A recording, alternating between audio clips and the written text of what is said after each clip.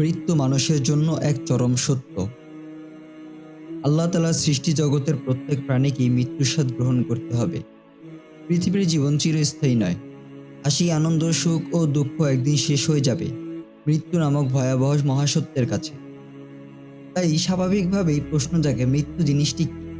মৃত্যুর পর মানুষ কোথায় যায়? হাদিস শরীফের বর্ণনা অনুযায়ী আল্লাহ তাআলা মৃত্যুকে আকাশমণ্ডল এবং ভূমণ্ডল অপেক্ষা অতি বৃহৎ করে সৃষ্টি করেছেন। তারপর তাকে ৭০,০০০ শিকল দ্বারা আবদ্ধ করে ৭০,০০০ পর্দার অন্তরালে গোপন করে রাখেন। মৃত্যুকে যে সকল শিকল দ্বারা বেঁধে রাখা হয়েছিল তার প্রত্যেকটি হাজার বছরের রাস্তার সমান দৈর্ঘ্য এবং লম্বা। হযরত আদম আলাইহিসসালামের সৃষ্টির পূর্বে আল্লাহর কোনো সৃষ্টি মৃত্যু সম্পর্কে অবগত ছিল না। এমনকি ফেরেশতারাও এই সম্পর্কে কোনো কিছুই জানত না। কিন্তু তারা প্রায় মৃত্যু সেই শিকড় সময়ের ঝনঝন আওয়াজ ও তার প্রলয়ঙ্কারী শব্দ শুনতে পারত। আল্লাহ রাব্বুল আলামিন হযরত আদম আলাইহিসসালামকে সৃষ্টির সময় ফেরেশতা আজরাইল আলাইহিসসালামকে যখন তার মৃত্যু কার্যে নিয়োগ করেন, তখন তিনি বলেন, হে আল্লাহ, মৃত্যু কি? এরপর আল্লাহ তাআলা সমস্ত ফেরেশতাদেরকে ডেকে বলেন, হে আমার ফেরেশতাগণ, তোমরা সকলে একত্রে দণ্ডায়মান হয়ে মৃত্যুকে দেখো। এরপর আল্লাহ মৃত্যুর পর্দা উন্মোচন করে তার সকল শিকল খুলে তাকে বলেন, মৃত্যু, তুমি তোমার সকল পাখা মেলে তাদের মাথার ওপর উড়ো এবং তোমার সমস্ত চোখ দ্বারা তাদের ওপর দৃষ্টিপাত করো। আল্লাহর আদেশে মৃত্যু যখন উঠতে শুরু করলো, তখন ফেরেশতারা তার ভয়ানক রূপ দেখে অজ্ঞান হয়ে পড়ল। আর এইভাবে প্রায় ২,০০০ বছর ধরে তারা অজ্ঞান হয়ে রইল। তারা জ্ঞান লাভ করার পর আল্লাহ তাআলাকে জিজ্ঞেস করলো, ইয়া রাব্বি, এই মৃত্যু অপেক্ষা বড় কোনো কিছু কি আছে? তদুত্তরে আল্লাহ তাআলা বললেন, আমি তাকে সৃষ্টি করেছি এবং আমি এর চেয়ে বড়। অতঃপর তিনি ফেরেশতা আজরাইল আলাইহিসসালামকে সম্বোধন করে বললেন, হে আজরাইল, আমি মৃত্যুর ওপর তোমাকে ক্ষমতা প্রদান করলাম। আজরাইল আলাইহিসসালাম তখন বললেন, হে আল্লাহ, আমার এমন কোনো শক্তি এবং ক্ষমতা নাই যে আমি মৃত্যুর মতো শক্তিশালীকে নিজের আয়ত্তে আনতে পারবো। তখন আল্লাহ তাআলা ফেরেশতা আজরাইল আলাইহিসসালামকে মৃত্যু অপেক্ষা ১,০০০ গুণ বেশি শক্তি প্রদান করলেন, যার ফলে ফেরেশতা আজরাইল আলাইহিসসালাম মৃত্যুকে তার ডান হাতের মুঠোর মধ্যে আবদ্ধ করে ফেললেন।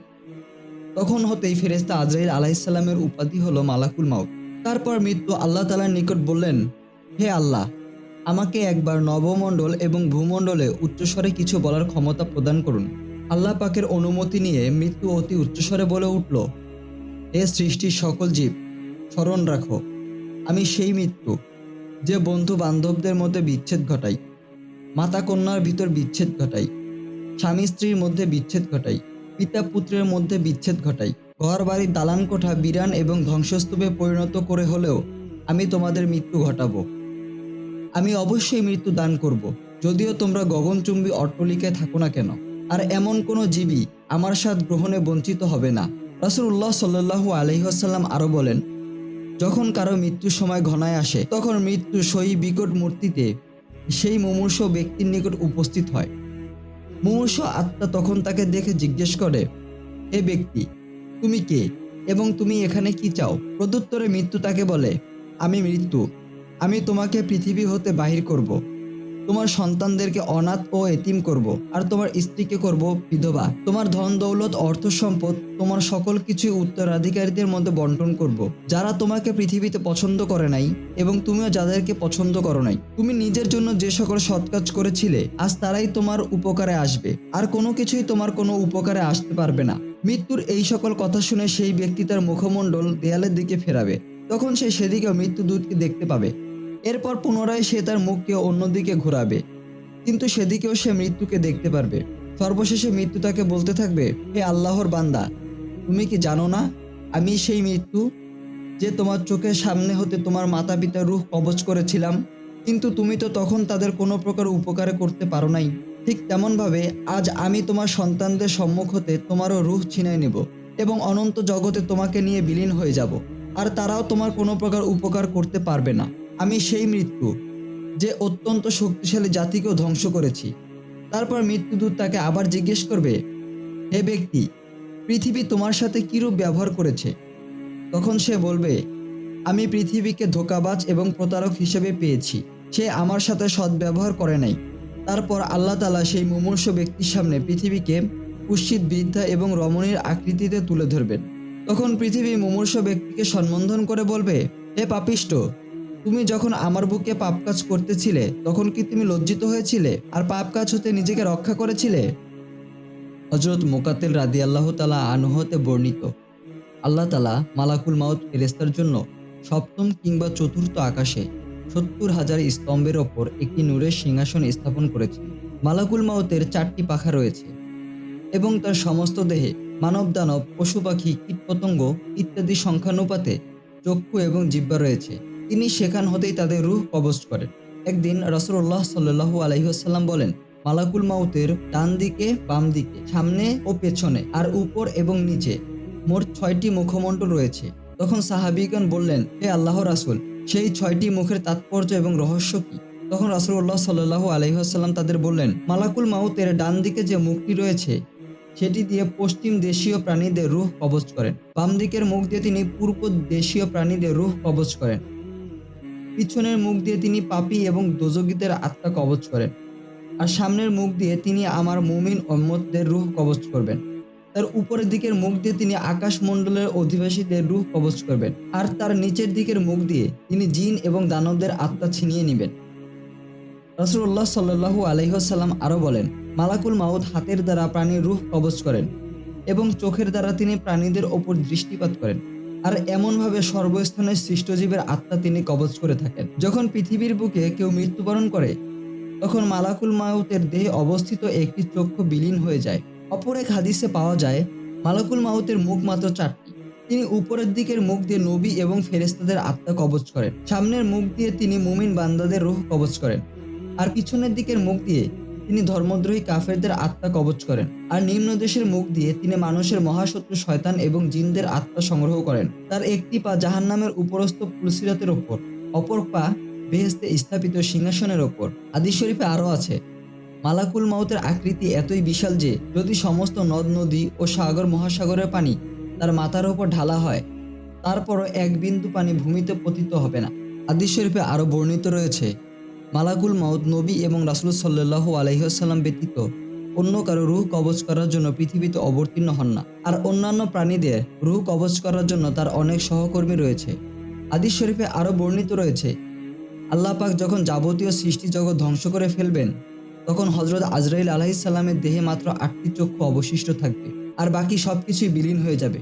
সেগুলি থাকবে হযরত জিবরাইল আলাইহিস সালাম, হযরত মিকাইল আলাইহিস সালাম, হযরত ইসরাফিল আলাইহিস সালাম ও স্বয়ং আজরাইলের জন্য, এবং বাকিগুলো আরশ বহনকারী এবং তত্ত্বাবধায়ক 4 জন বিশিষ্ট ফেরেশতার জন্য। আর মালাকুল মাউত কিভাবে বুঝতে পারেন যে কারো মৃত্যুর সময় ঘনিয়ে আসছে? আর এই প্রসঙ্গে রাসূলুল্লাহ সাল্লাল্লাহু আলাইহি ওয়াসাল্লামের হাদিস থেকে পাওয়া যায়, তিনি বলেন, যখন কারো রোগ শোক এবং মৃত্যুর পরোয়ানা জারি হয় তখন মালাকুল মাউতের সামনে তাকে উপস্থিত করা হয়। তখন তিনি আল্লাহ পাকের দরবারে আরজ করেন, হে আল্লাহ, আমি কি রূপে, কোথায় এবং কখন এই বান্দার আত্মা কবজ করব, আপনি তা বলে দিন। তখন আল্লাহ তাআলা বলেন, হে মালাকুল মাউত, মৃত্যুর গোপনীয় সংবাদ কেবল আমার জন্যই সুনির্দিষ্ট রয়েছে। আমি ব্যতীত অন্য কেউই এই সম্বন্ধে অবগত নয়। তবে হ্যাঁ, যখন তার সময় হয়ে আসবে আমি তোমাকে অবশ্যই জানাবো এবং তুমি তার স্পষ্ট নিদর্শন প্রত্যক্ষ করবে। তা হলো, যখন কারো মৃত্যুর সময় উপস্থিত হয় তখন শ্বাস প্রশ্বাস নিয়ন্ত্রণকারী ফেরেশতা হাজির হয়ে তাকে বলে, আল্লাহর ওই বান্দার শ্বাস প্রশ্বাস বন্ধ হয়ে গিয়েছে। অতঃপর তার কৃতকর্ম এবং খাদ্যদ্রব্যের তত্ত্বাবধায়ক ফেরেশতা আসে বলে, আল্লাহর ওই বান্দার কর্মশক্তি এবং খাদ্যদ্রব্য ফুরিয়ে গিয়েছে। তারপর মালাকুল মাউতের ডায়েরিতে পূর্ণবান ব্যক্তির নামের চারদিকে নূরের একটি বর্ণরেখা প্রকাশিত হয় এবং সে যদি বদকার হয় তখন তার চারদিকে কালো বর্ণের একটি রেখা প্রকাশিত হয় এবং অবশেষে আল্লাহর আরশের নিকটস্থ প্রকাণ্ড বৃক্ষ হতে তার নামের অঙ্কিত একটি পাতা মালাকুল মাউতের সম্মুখে ঝরে পড়ে এবং তখনই তিনি সেই ব্যক্তির রূহ কবজ করেন। হযরত কাব ইবনে আইবা রাদিয়াল্লাহু তাআলা আনহু হতে বর্ণিত রয়েছে, আল্লাহ পাকের আরশের নিচে একটি সুবৃহৎ বৃক্ষ রয়েছে। উক্ত বৃক্ষে যাবতীয় জীবের সংখ্যানুপাতে পাতা রয়েছে। কারো মৃত্যুর 40 দিন পূর্বেই তার নামাঙ্কিত পাতাটি হযরত আজরাইল আলাইহিস সালামের চোখের সামনে ঝরে পড়ে। তখন তিনি তার সহকর্মীদের উক্ত ব্যক্তির রূহ কবজের নির্দেশ দেন। আর এমনভাবেই 40 দিন পূর্বেই উক্ত ব্যক্তি আকাশমণ্ডলে মৃত বলে ঘোষিত হয়। মহান আল্লাহ রব্বুল আলামিন মালাকুল আরহাম নামে এক শ্রেণী ফেরেশতা সৃষ্টি করেছেন।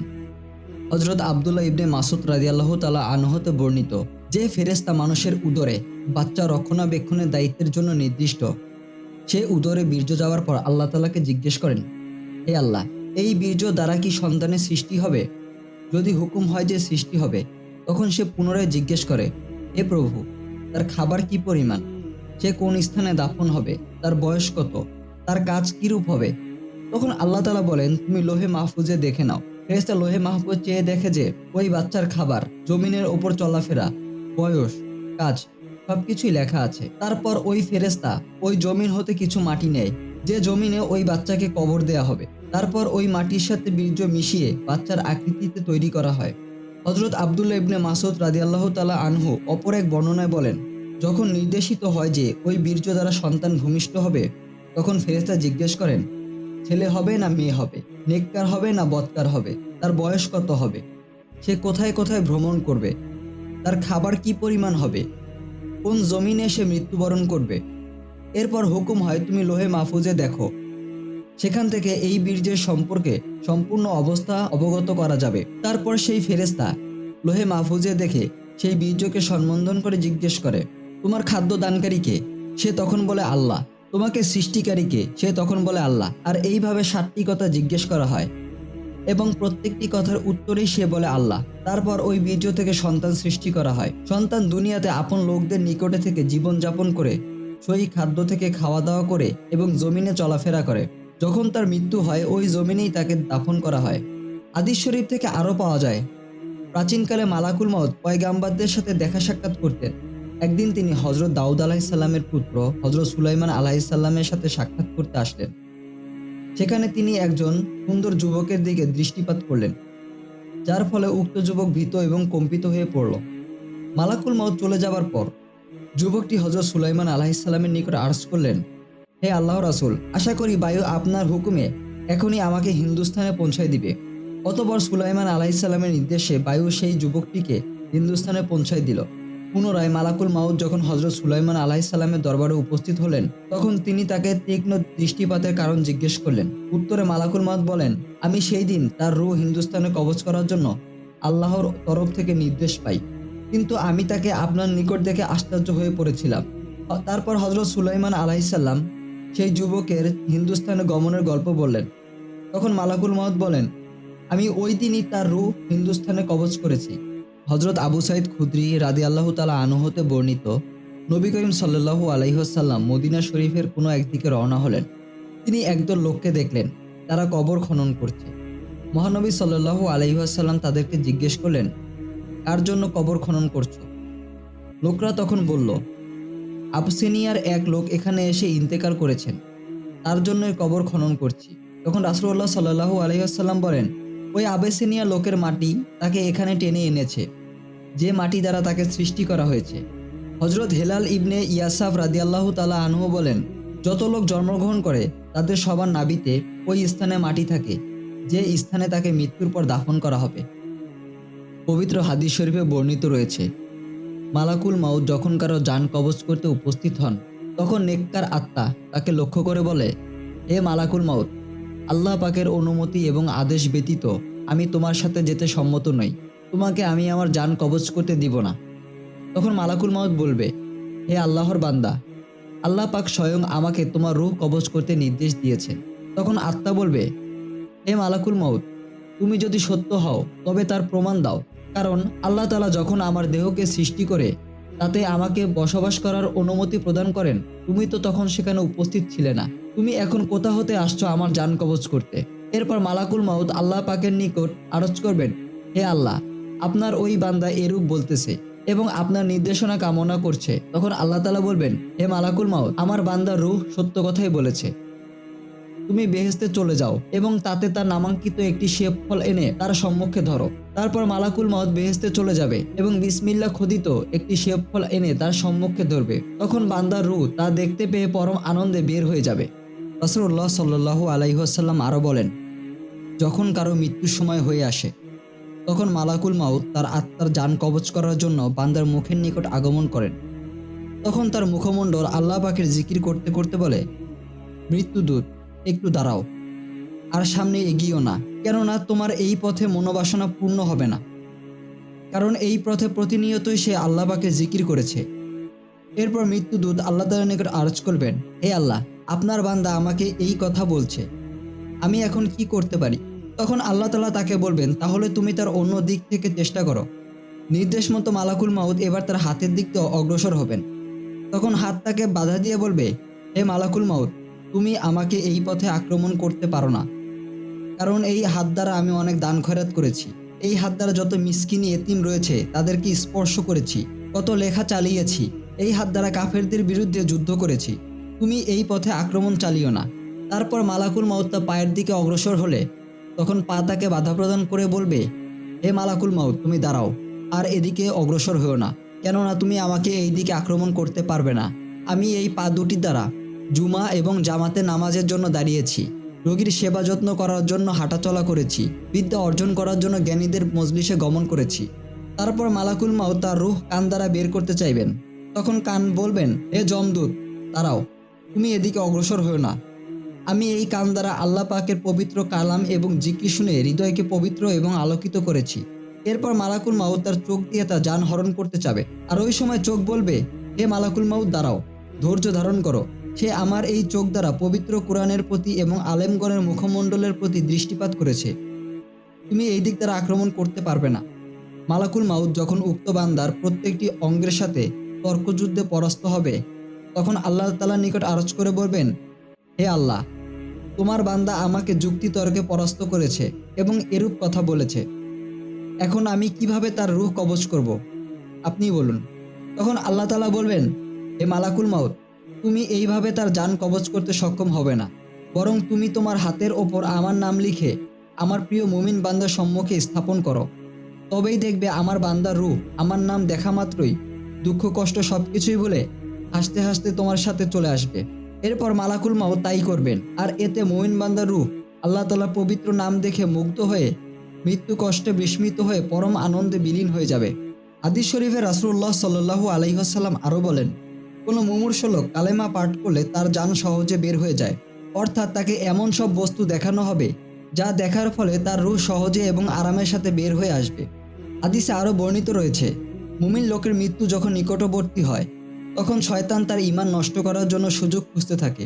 আর এই সম্পর্কে হযরত ইমাম আবু হানিফা রাদিয়াল্লাহু তাআলা আনহু বলেন, মৃত্যুর সময় মানুষের ঈমান নষ্ট হওয়ার আশঙ্কা থাকে। অতএব মৃত্যু নিকটবর্তী হওয়ার সময় তার নিকট বসে কালেমা এবং ইস্তেগফার পড়া উচিত, কিন্তু তাকে এতে পড়তে বলা উচিত নয়, কারণ ওই সময় মুমূর্ষ ব্যক্তি এত পেরেশানির মধ্যে থাকে তখন সে যে কোনো কিছুই উল্টো বুঝতে পারবে। অপর এক বর্ণনায় রাসূলুল্লাহ সাল্লাল্লাহু আলাইহি ওয়াসাল্লাম বলেন, জান কবজের সময় শয়তান মৃত্যুর পথযাত্রীকে সম্বোধন করে বলে, হে বান্দা, তুমি যদি এই অসহ্য যন্ত্রণা হতে নিস্তার লাভ করতে ইচ্ছা করো, তবে এখনই ইসলাম ধর্ম পরিত্যাগ করে দুইজন খোদার অস্তিত্বের স্বীকার করো। আর এই সংকটময় মুহূর্তে ঈমান রক্ষা করা বড়ই বিপজ্জনক হয়ে পড়ে। হাদিস শরীফে আরও বর্ণিত রয়েছে, জান কবজের সময় মুমূর্ষ ব্যক্তি পিপাসায় এবং হৃৎপিণ্ডের যন্ত্রণায় কাতর এবং অস্থির হয়ে যায়। এমন সময় শয়তান বান্দার ঈমান নষ্ট করার জন্য সেখানে উপস্থিত হয়। যখন বান্দা পিপাসায় কাতর হয়ে যায়, তখন শয়তান এক পেয়ালা বরফ পানি নিয়ে তার সম্মুখে উপস্থিত হয় এবং পেয়ালাটি তার সামনে নাড়াচাড়া করতে থাকে। তখন কাতর বান্দা ভুলবশত শয়তানের নিকট পানি চায়।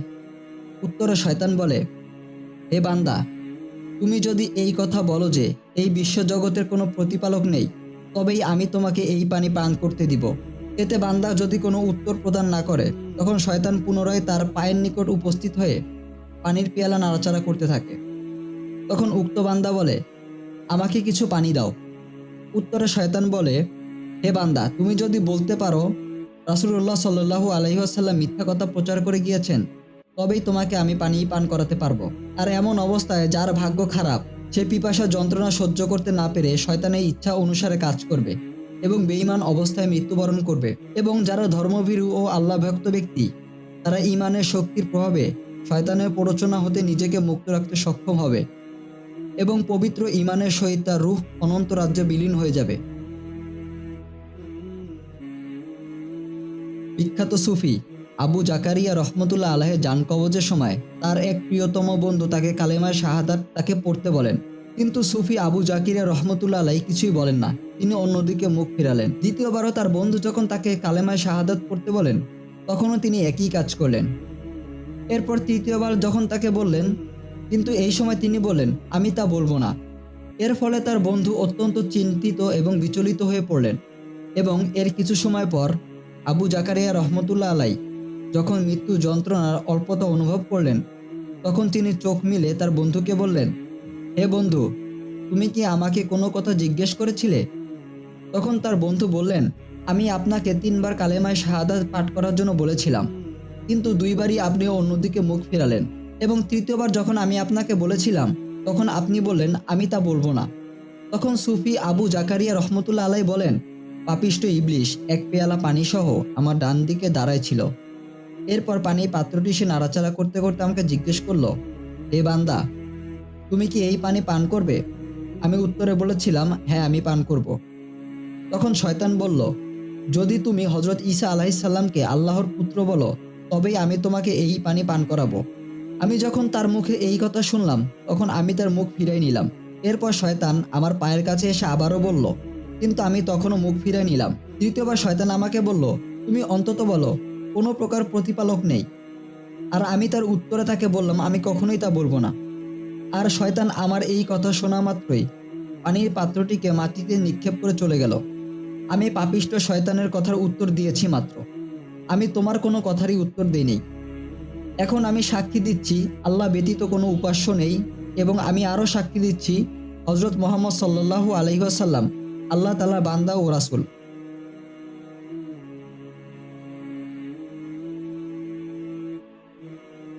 হযরত মানসুর ইবনে আম্মার রাদিয়াল্লাহু তাআলা আনহু হতে বর্ণনা হয়েছে, মুমূর্ষ ব্যক্তির অবস্থাকে মোটামুটি 5 ভাগে ভাগ করা হয়ে থাকে। তার ধন সম্পদ নিজের উত্তরাধিকারীদের মধ্যে বন্টন করে দেওয়া হয়। মালাকুল মাউত রূহ নিয়ে অনন্ত জগতে বিলীন হয়ে যায়। দেহের মাংস কীটপতঙ্গ খেয়ে ফেলে। হাড় অস্থি মাটিতে সহিত মিলিত হয়ে যায়। আর তার সৎকর্মগুলি তার হকদারেরা নিয়ে যায়। হযরত বারায়া ইবনে আজিজ রাদিয়াল্লাহু তাআলা আনহু বলেন, আমরা একদিন রাসূলুল্লাহ সাল্লাল্লাহু আলাইহি ওয়াসাল্লামের সাথে একজন আনসারী জানাজার নামাজ পড়তে কবরস্থানে গিয়েছিলাম। সেখানে পৌঁছে দেখলাম তখনও কবর খনন করা হয়নি। আর এই কারণে রাসূলুল্লাহ সাল্লাল্লাহু আলাইহি ওয়াসাল্লাম সেখানে বসলেন। আমরাও তার চতুর্দিকে আদবের সাথে এমনভাবে বসলাম যেন আমাদের মাথার ওপর পাখি বসে আছে। রাসূলুল্লাহ সাল্লাল্লাহু আলাইহি ওয়াসাল্লামের হাতে একটি লাঠি ছিল, আর তার দ্বারা তিনি চিন্তাযুক্ত মানুষের ন্যায় মাটি খুঁড়ছিলেন। নবী করিম সাল্লাল্লাহু আলাইহি ওয়াসাল্লাম তার সই মাথা মোবারক উঠিয়ে বললেন, কবরের শাস্তি হতে আল্লাহ তাআলার কাছে আশ্রয় প্রার্থনা করো। আর এই কথা তিনি 2 বা 3 বার বললেন। তারপর বললেন, মুমিন বান্দা যখন দুনিয়া হতে পরকালের অভিমুখে হয়, তখন আকাশ হতে তার কাছে ফেরেশতার আগমন ঘটে, যাদের চেহারা সূর্যের ন্যায় সমুজ্জ্বল। তাদের সাথে থাকে জান্নাতের কাফন এবং জান্নাতের সুঘ্রাণ। আর এই ফেরেশতাগণ মুমূর্ষ ব্যক্তির দৃষ্টি শেষ প্রান্তে গিয়ে বসে। অতঃপর মালাকুল মউত ফেরেশতার আগমন হয় এবং সে এসে মুমূর্ষ ব্যক্তি শিয়রে বসে বলে, হে পবিত্র আত্মা, আল্লাহ তাআলার ক্ষমা এবং মাগফিরাত এবং তার সন্তুষ্টি পানে দেহ হতে বের হয়ে আসো। তখন মুমিন ব্যক্তির আত্মা খুব সহজেই দেহ হতে বের হয়ে আসে, যেমন কলসি থেকে পানির ফোঁটা প্রবাহিত হয়ে আসে। অতঃপর মালাকুল মাউত তার রূহ কবজ করে নেন। মালাকুল মাউত তার রূহ কবজ করে নেয়ার পর দূরে অপেক্ষমান ফেরেশতারা মুহূর্তের মধ্যেই তার সেই আত্মাকে জান্নাতের কাফন এবং সুগন্ধিতে জড়িয়ে আসমানের দিকে নিয়ে যান। আর সেই সুঘ্রাণ সম্পর্কে নবী করিম সাল্লাল্লাহু আলাইহি ওয়াসাল্লাম বলেন, পৃথিবীর জগতের সবচেয়ে সুগন্ধি হচ্ছে মেশক, আর তাদের সাথে আনিত সুঘ্রাণও মেশকের মতোই উত্তম। অতঃপর নবী করিম সাল্লাল্লাহু আলাইহি ওয়াসাল্লাম বলেন, সে আত্মা নিয়ে যখন ফেরেশতাগণ ঊর্ধ্ব গগনে চলতে থাকে, তখন তার পাশের অন্যান্য ফেরেশতাগণ বলতে থাকে, এই পবিত্র আত্মাকার। প্রত্যুত্তরে তারা দুনিয়ায় উচ্চারিত তার সুন্দর নাম উল্লেখ করে বলেন, এ অমুকের পুত্র অমুকের আত্মা। আর এইভাবে তারা প্রথম আকাশে পৌঁছলে প্রথম আকাশের দুয়ার খুলে দেওয়া হয়। তারপর তারা এই আত্মাকে নিয়ে আরো ঊর্ধ্ব গগনে যেতে থাকে। শেষ পর্যন্ত তারা সপ্তম আকাশে পৌঁছে যায়। আর এই সময় প্রত্যেক আকাশের প্রহরী ফেরেশতাগণ অন্য আকাশ পর্যন্ত এই আত্মাকে বিদায় অভিনন্দন জানান। সপ্তম আকাশে উপনীত হলেই আল্লাহ তাআলা বলেন, আমার এ বান্দার নাম ইল্লিনের দফতরে লিপিবদ্ধ করো এবং তাকে পুনরায় পৃথিবীতে নিয়ে যাও, কেননা আমি মাটি দ্বারা মানুষ সৃষ্টি করেছি এবং সেই মাটিতেই তাকে ফিরিয়ে দেব। আর সে মাটি থেকেই তাকে আবার দ্বিতীয়বার উত্থিত করব। তারপর আত্মাকে দেহ অবয়বে রাখা হয়। তারপর তার কাছে 2 জন ফেরেশতার আগমন ঘটে। তারা তাকে উঠিয়ে জিজ্ঞেস করেন, তোমার প্রভুকে?